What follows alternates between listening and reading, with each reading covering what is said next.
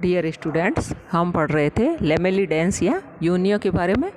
और आज हम पढ़ेंगे इसके नर्वस सिस्टम के बारे में, इसमें रिप्रोडक्टिव सिस्टम और इसके डेवलपमेंट के बारे में।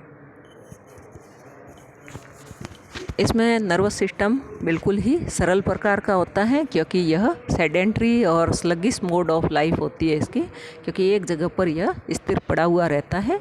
इस कारण से इसका तंत्रिका तंत्र बहुत ही सरल प्रकार का होता है, जिसमें कि पेयर्ड गैंग्लिया यानी कि इसमें गुच्छक होते हैं, जोड़ीदार गुच्छक, कमिश्योर होती हैं, संयोजिनी होती हैं, कनेक्टिव्स होती हैं।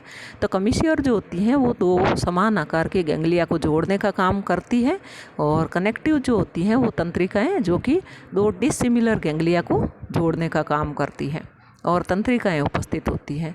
तो इसमें 3 गैंग्लिया पाए जाते हैं। फर्स्ट है सेरिब्रो प्लूरल गैंग्लिया, सेकंड है पीडल गैंग्लिया, थर्ड है विसरल गैंग्लिया। तो फर्स्ट है इसमें से सेरिब्रो प्लूरल गैंग्लिया। ये पेयर्ड होते हैं और कुछ ये ट्राइएंगुलर यानी त्रिभुजी आकार के होते हैं, येलोविश होते हैं, और इनकी साइज जो होती है वो पिन के हेड के बराबर होती है, यानी कि ऑल पिन के सिर के समान होती है।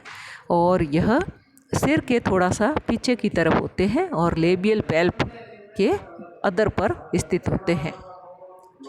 इनसे एंटीरियर एडक्टर मसल्स और लेबियल नर्व और एंटीरियर पेलियल नर्व निकलती है, जो कि एडक्टर मसल्स तक, लेबियल पैल्प तक और मेंटल के एंटीरियर पार्ट तक जाती है। सेकंड है पीडल गैंग्लिया। ये भी जोड़ीदार होते हैं, पेयर्ड होते हैं, जो कि विसरल मांस और फुट के बीच में स्थित होते हैं। ये दोनों गैंग्लिया जो है ये आपस में बाइलोब्ड मांस के द्वारा जुड़े हुए होते हैं, द्विपिंडीय पुंज के द्वारा जुड़े हुए होते हैं, और supply to foot its muscles and statocyst. इसके द्वारा पाद को, इसकी पेशियों को और संतुलन पुट्टी को तंत्रिकाएं जाती हैं। थर्ड है विसरल गैंग्लिया, अंतरंगी गुच्छक, जो कि यह भी पेयर्ड होते हैं और आपस में जुड़ करके यह एक चपटी एक्स आकार की पुंज को बनाते हैं, जो कि पोस्टीरियर एडक्टर मसल्स की मध्य अधर में स्थित होते हैं। इनसे पेलियल नर्व निकलती है, जो कि प्रवार को जाती है, रीनल नर्व निकलती है वो किडनी को जाती है, टिनिडियल नर्व निकलती है वो गिल्स को जाती है, और एडक्टर नर्व निकलती है जो कि पोस्टीरियर एडक्टर मसल्स को जाती है। कमिश्योर, यह सेरिब्रल कमिश्योर होती हैं, जो कि एक पतली अनुप्रस्थ और लूप लाइक नर्व होती है, जो कि ईसोफेगस से होकर के गुजरती है। कनेक्टिव्स, इन तीनों गैंग्लिया से, तीनों प्रकार के गैंग्लिया से, जो कि आपस में एक दूसरे से तंत्रिकाओं के द्वारा जुड़े हुए होते हैं, जिनको कनेक्टिव्स कहते हैं। जैसे सेरिब्रो प्लूरल जो हैं ये आपस में जुड़े हुए होते हैं, to pedal by cerebro pedal connective. Cerebro pleural जो हैं वो आपस में विसरल से सेरिब्रो विसरल कनेक्टिव की सहायता से जुड़े हुए होते हैं। और all these connectives are paired, ये सारे पेयर्ड होते हैं। No connective between pedal and visceral ganglia is present. Next है इसका डायग्राम दिखाया गया है। तो डायग्राम में यहाँ पर इसके माउथ के दोनों तरफ जो है सेरिब्रल गैंग्लिया स्थित है, इसके बक्कल मांस में पीडल गैंग्लिया स्थित है। तो सेरिब्रल गैंग्लिया आपस में सेरिब्रल कमिश्योर की सहायता से जुड़े हुए हैं, और पीडल गैंग्लिया जो हैं वो सेरिब्रल गैंग्लिया से सेरिब्रोपीडल कनेक्टिव की सहायता से जुड़े हुए हैं। और नीचे की तरफ यहाँ पर विसरल गैंग्लिया है, जो कि सेरिब्रो विसरल कनेक्टिव की सहायता से जुड़े हुए हैं। नेक्स्ट है इसका रिप्रोडक्टिव सिस्टम। ये डायोसियस होते हैं, सेक्सेस सेपरेट होते हैं, और इनमें लैंगिक द्विरूपता नहीं पाई जाती है। गोनेट्स, मेल में टेस्टिस होते हैं और फीमेल में ओवेरीज होते हैं। दोनों पेयर्ड होते हैं, बड़े आकार के होते हैं, और शाखान्वित संरचनाएं होती है, और जो कि आंत्र के कुंडलन के अंदर और इसके चारों तरफ स्थित होती है, in the visceral mass above the foot. Breeding season में ये बहुत ज़्यादा बड़े हो जाते हैं, और टेस्टिस जो हैं वो चमकीले सफ़ेद रंग के, और ओवेरीज अंडाशय जो हैं वो रेडिश कलर के लाल रंग के दिखाई देते हैं। प्रत्येक जनक से एक छोटी नलिका निकलती है जिसको वास्ट डिफरेंस कहते हैं मेल में, और फीमेल में ओविडक्ट या अंडवाहिनी कहते हैं। ये सुप्राब्रैंकियल चैम्बर में, मेंटल कैविटी के सुप्राब्रैंकियल चैम्बर में एक्सक्रीटरी पोर या अपशिष्ट छिद्र के पास में, उत्सर्जी छिद्र के पास में आकर के खुलती है। फर्टिलाइजेशन मेल में स्पर्म बनते हैं जो कि एक्सहेलेंट साइफन की सहायता से बाहर जल में छोड़ दिए जाते हैं, जो कि इनहेलेंट साइफन, फीमेल के इनहेलेंट साइफन की सहायता से अंदर प्रवेश करके टिनिडिया तक पहुंचते हैं। फीमेल्स के द्वारा एग रिलीज किए जाते हैं जो कि सुप्राब्रैंकियल चैम्बर, मेंटल कैविटी के सुप्राब्रैंकियल चैम्बर में छोड़े जाते हैं, और यहाँ पर वाटर ट्यूब्स जो होती हैं वहाँ फर्टिलाइजेशन या निषेचन की क्रिया होती है और इनका शुरुआती या प्रारंभिक परिवर्धन होता है। फर्टिलाइज्ड एग जो होते हैं वो आउटर गिल प्लेट्स, टिनिडिया की आउटर गिल प्लेट्स में डेवलप होते हैं, और ये जो है टिनिडिया की आउटर गिल प्लेट्स जो हैं वो आकार में बड़ी हो जाती हैं, ब्रूड पाउच या मार्सुपियम का निर्माण करती हैं। नेक्स्ट है डेवलपमेंट, फ्रेश वाटर फैमिलीज जिसमें कि लेमेलिडेंस भी आती है। इनडायरेक्ट डेवलपमेंट होता है, तो इसमें वेलिगर स्टेज होती है जो कि टिनिडिया के मार्सुपियम में बनती है, गिल के मार्सुपियम में बनती है। Veliger is highly modified and is known as glochidium larva in this family. Next है इसका अर्ली डेवलपमेंट, तो इसमें जाइगोट में कंप्लीट लेकिन अनइक्वल क्लीवेज होता है, जिसके कारण जो मॉरूला बनता है उसमें माइक्रोमियर्स एंड मैक्रोमियर्स होते हैं। माइक्रोमियर्स यानी छोटे कोरकखंड और मैक्रोमियर्स यानी बड़े कोरकखंड। तो गैस्ट्रुलेशन जो होता है वो उसमें माइक्रोमियर्स जो होते हैं वो मैक्रोमियर्स को घेर लेते हैं, और मैक्रोमियर्स जो हैं वो अंदर की तरफ धंसने शुरू होते हैं, लेकिन आर्केंट्रॉन जो होती हैं वो छोटे आकार की बनती है और लंबे समय तक बनी रहती है। गैस्ट्रुला में माइक्रोमियर्स के द्वारा एक्टोडर्म का, मैक्रोमियर्स के द्वारा एंडोडर्म का निर्माण होता है। इसमें बड़े आकार की ब्लास्टोसील होती हैं और एक छोटी आर्केंट्रॉन होती है। It is enclosed in vitelline membrane, ये विटेलाइन मेम्ब्रेन के अंदर रहते हैं। गैस्ट्रुला की कुछ सेल्स जो होती हैं वो बडिंग के द्वारा ब्लास्टोसील के अंदर जाती हैं और मीजोडर्म का निर्माण करती है। सेल ग्लैंड जो है वो एक गहरे अंतर्वलन के द्वारा बनती है जो कि मोलस्का का विशेष लक्षण है। सेल ग्लैंड जो होती है वो एम्ब्रियो के डॉर्सल सरफेस पर होती है, पृष्ठ भाग पर होती है, और इसका पोस्टीरियर एंड जो होता है एम्ब्रियो का, वहाँ पर लॉन्ग सीलिया यानी लंबे पक्ष्माभों का एक गुच्छा पाया जाता है। सेल ग्लैंड के द्वारा शुरुआत में एक कवच स्रावित किया जाता है जो कि शीघ्र ही ट्राइएंगुलर यानी त्रिभुजीय बाइवाल्व सेल में बदल जाता है। सेल वाल्व जो है वो लार्वा के मेंटल को एनक्लोज या अंदर की तरफ ले लेते हैं। सेल वाल्व का जो लोअर पार्ट होता है, नीचे वाला भाग जो होता है, उसमें कर्वड यानी मुड़े हुए हुक्स होते हैं और हुक्स पर बीसेट्स और स्पाइंस पाए जाते हैं, लेकिन लेमेलिडेंस में हुक्स जो होते हैं एब्सेंट होते हैं।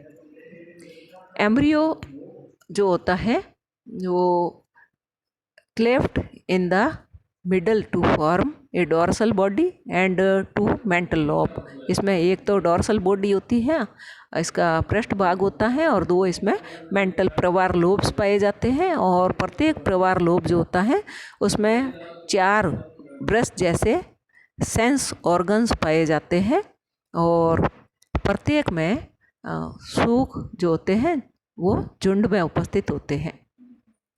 मीजोडर्म जो होती है forums a large adductor muscle mesoderm के द्वारा बनाई जाती है, जो कि दोनों सेल वाल्व के एंटीरियर भाग में उपस्थित होती है। ऑन द बॉडी यानी शरीर में ये बाइसेस ग्लैंड इज फॉर्म्ड, ये एक बाइसेस ग्लैंड बनती है जिससे एक स्टिकी थ्रेड निकलता है जिसको बाइसेस कहते हैं। अब एम्ब्रियो को ग्लोचिडियम लार्वा कहते हैं, और इस प्रकार से बने हुए एम्ब्रिया एम्ब्रियो जो है उसको योग के द्वारा, जो कि अंडे में उपस्थित होता है, उसके द्वारा पोषण मिलता है।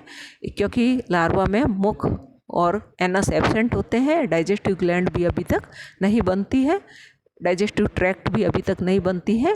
तो एक सिंगल फ्रेश वाटर मसल के द्वारा हजारों की संख्या में ग्लोचिडियम लार्वा मुक्त किए जाते हैं। तो ग्लोचिडियम लार्वा किस प्रकार से बने हैं? तो सबसे पहले नीचे वाला है सी डायग्राम है, जिसमें कि रूडिमेंट्स ऑफ गिल्स है, माउथ है एंड फुट उपस्थित है और सेल वाल वो बाहर की तरफ बन रहा है। सेकेंड वाला डायग्राम में लेटरल पिट्स है और प्रोविजनल बाइसस है। और जो फर्स्ट डायग्राम है उसमें सेंसरी सीटी दिखाई गई है, नीचे की तरफ सिलिएटेड पैचेज है, विसरल गैंग्लियन है, लेटरल पिट्स है और hooks on edge of shell valve है और स्टोमोडियल इन्वेजिनेशन है और प्रोविजनल बाइसस थ्रेड है और ऊपर की तरफ सिंगल एडक्टर मसल्स है। तो इस प्रकार से इसमें डेवलपमेंट होता है या परिवर्तन होता है। नेक्स्ट है स्ट्रक्चर ऑफ ग्लोचिडियम। ग्लोचिडियम एक माइन्यूट या सूक्ष्म लार्वा होता है जिसकी साइज़ 0.1 to 4 मिलीमीटर होती है। ये कवच होता है और मेंटल होता है। कवच जो होता है वो दो ट्राइएंगुलर वाल्व से बना हुआ होता है, जो कि पृष्ठ भाग में जुड़े हुए होते हैं और अदर भाग में स्वतंत्र होते हैं। वेंट्रल फ्री एंड जो होता है ईच वाल्व का कवच के वहाँ पर मुड़े हुए हुक्स होते हैं जिसमें स्पाइंस या कांटे उपस्थित होते हैं। मेंटल लोब्स जो होते हैं वो छोटे होते हैं और उन पर ब्रेस्ट लाइक सेंसरी ऑर्गन्स पाए जाते हैं। एडक्टर मसल्स जो होती हैं वो सुविकसित होती है और यह दोनों वाल्व के आधार तक फैली हुई होती है। जो वाल्व होते हैं वो लार्ज एडक्टर मसल्स की सहायता से बंद किए जाते हैं। बाइसस ग्लैंड जो होती है वो एडक्टर मसल के ऊपर सिचुएटेड होती है और इससे एक लंबा स्टिकी थ्रेड लाइक संरचना निकलती है जिसको प्रोविजनल बाइसस कहते हैं। ग्लोचिडियम जो होता है उसका मार्सुपियम में पोषण होता है और बहुत अधिक संख्या में ग्लोचिडिया जो होते हैं वो मुक्त किए जाते हैं। तो इस प्रकार से यह एक्टोपैरासाइट की तरह स्नेल के अंदर रहता है। ग्लोचिडियम को टिनिडिया से मुक्त कर दिया जाता है और वो एक्सेलेंट साइफन की सहायता से पानी में निकल जाते हैं और पानी के पैंदे में जाकर के बैठ जाते हैं। वे फ्रेश वाटर फिशेज के गिल्स पर जाकर के अटैच हो जाते हैं बाइसस की सहायता से और सेल वाल्व की सहायता से। कुछ ग्लोचिडियम जो होते हैं वो किसी विशेष जाति की मछली के साथ में ही जाकर के चिपकते हैं और बाकी वाले जो होते हैं उनमें पैरासाइट की रेंज जो होती है वो काफ़ी विस्तृत होती है, यानी कि कई सारी मछलियाँ किसी भी मछली के साथ में वो गिल्स पे जाकर के चिपक सकते हैं। अगर ग्लोचिडियम को विशिष्ट होस्ट नहीं मिलता है तो वो मर जाते हैं। एडल्ट फिश को पैरासाइट ग्लोचिडियम के द्वारा किसी प्रकार की हानि नहीं होती है क्योंकि ये होस्ट पर चिपकने के कुछ ही समय के बाद में होस्ट की सेल्स जो है वो इनको एंसिस्टेड कर लेती हैं, इनको पुट्टी के अंदर बंद कर देती हैं। ग्लोचिडियम जो है उसको फिश के से अवशोषित किए गए जूस के द्वारा पोषण मिलता है, जो कि मेंटल के द्वारा अवशोषित किया जाता है और इसमें इसके लार्वल के प्रवार में फैगोसाइटिक सेल्स पाई जाती हैं जो कि पोषण प्राप्त करने का काम करती है। इस प्रकार से वो एक्टोपैरासाइट लाइफ 10 हफ्ते तक गुजारते हैं और इसके बीच में इनमें कायांतरण की क्रिया होती है।